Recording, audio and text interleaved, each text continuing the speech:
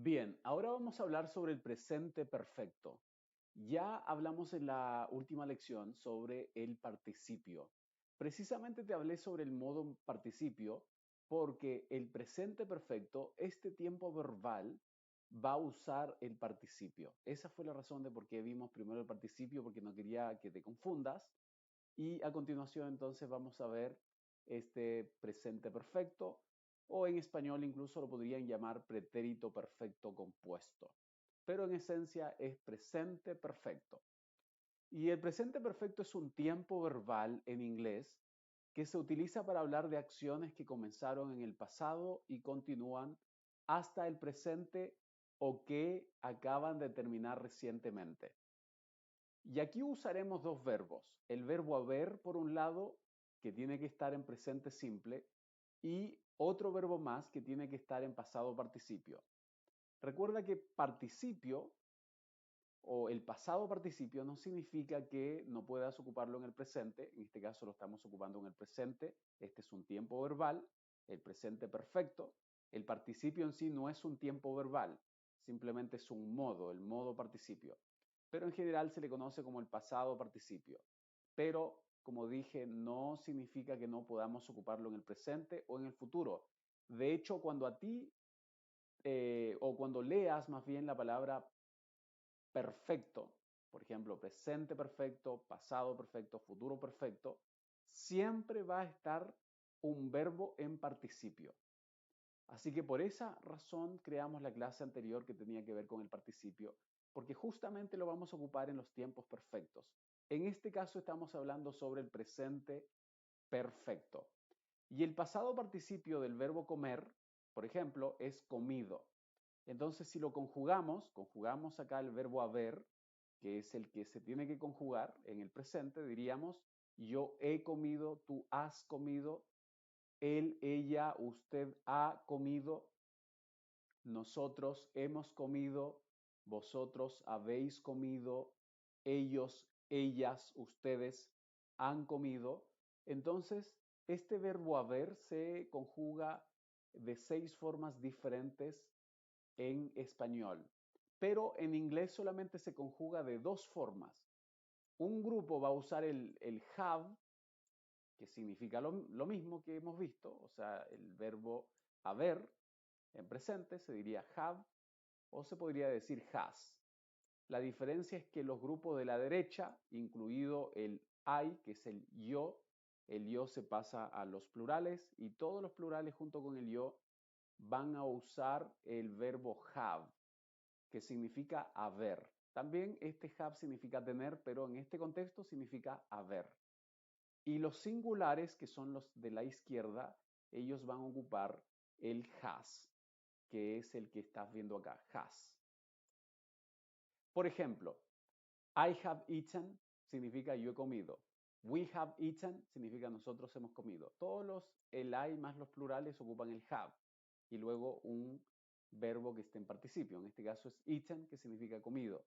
Y ahí recién tiene sentido comido, porque estamos usando otro verbo más, que es el verbo haber. Y todos los singulares, como dijimos, van a ocupar el has. Y este have y este has podemos eliminar la primera parte, que es el ha, la H y la A, y solamente escribir la B, y antes de la B ponemos un apóstrofe, y lo mismo con el has, antes de la S ponemos un apóstrofe y eliminamos el ja, y podemos pegarlo junto al pronombre que corresponde. Por ejemplo, I've, esa es la forma en cómo se va a pronunciar. Recuerda que la E al final de las palabras en general no se pronuncian.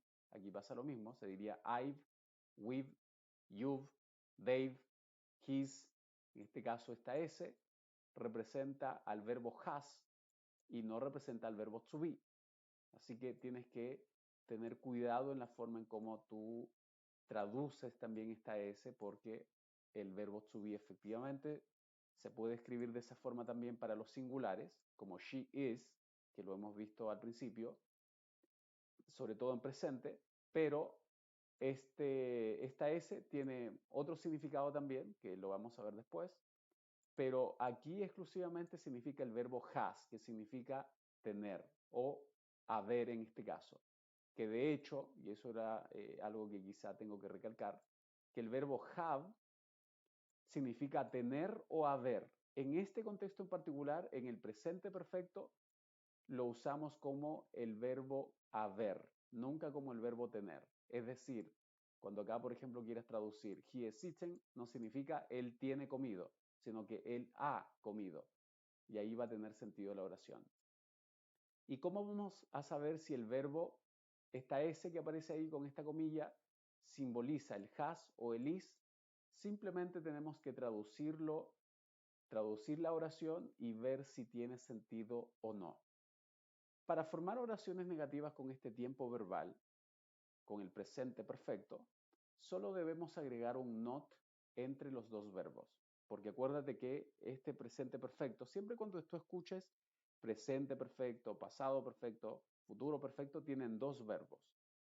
Este verbo, el primero siempre es el verbo haber, que en inglés sería el have o el has, en el presente, y después viene un verbo que es un verbo participio. Y entre medio va a ir este not.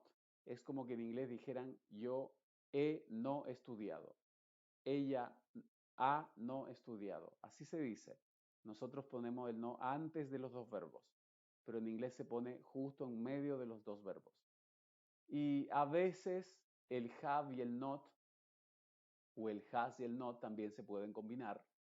El not, acuérdate que hemos venido ya viéndolo varias veces, en donde decíamos que simplemente podríamos eliminar el O, la letra O, y poner una comilla ahí entre medio, y podríamos juntarlo, por ejemplo, junto al have o al has.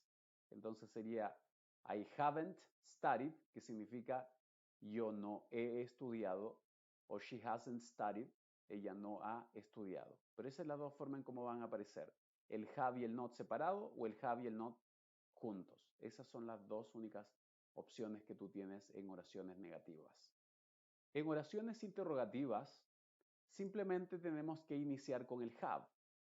Y si bien acá, si tú te fijas, veíamos en oraciones positivas que después del sujeto, del they, por ejemplo, viene el have, en las preguntas en general solamente se cambia el have con el they. Se pone primero el have y luego el they. Así que si bajamos hasta acá, diríamos, por ejemplo, have they eaten, es decir, han ellos comido. Esa es la forma en cómo se inicia en inglés.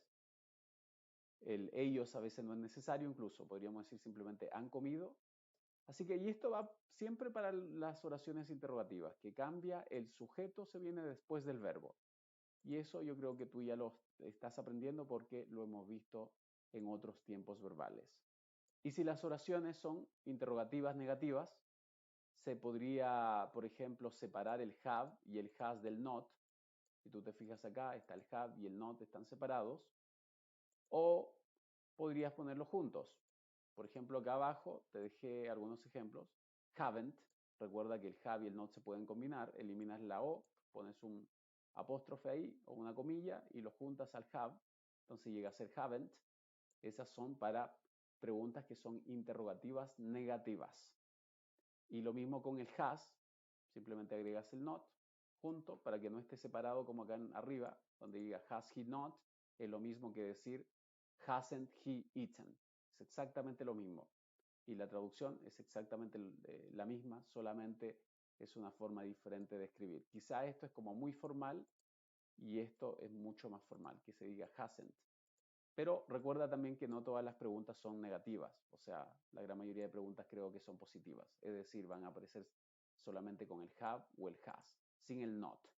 Y existe otro tiempo que se llama el presente perfecto continuo, que es lo mismo que el presente perfecto, solamente que acá hay tres verbos, uno que está en presente, que es el verbo haber, el otro es el verbo estado, que ya está, eso es fijo, siempre va a aparecer la palabra estado, y luego viene otro verbo más que termina en ando o yendo. Y en inglés termina en ing. Por ejemplo, yo he estado estudiando. Ahí hay tres verbos. El verbo haber, en presente, estado, dos, y estudiando, tres. Tú has estado estudiando, nosotros hemos estado estudiando, ellos, ellas, ustedes han estado estudiando. Ahí tú encuentras tres verbos. Pero en esencia, como te digo, este tiempo verbal es lo mismo que el anterior, solamente que el del medio siempre va a ser la palabra estado. Y lo mismo que pasó antes, va a pasar lo mismo acá. Vas a tener el have y vas a tener el has, que son los verbos que se conjugan.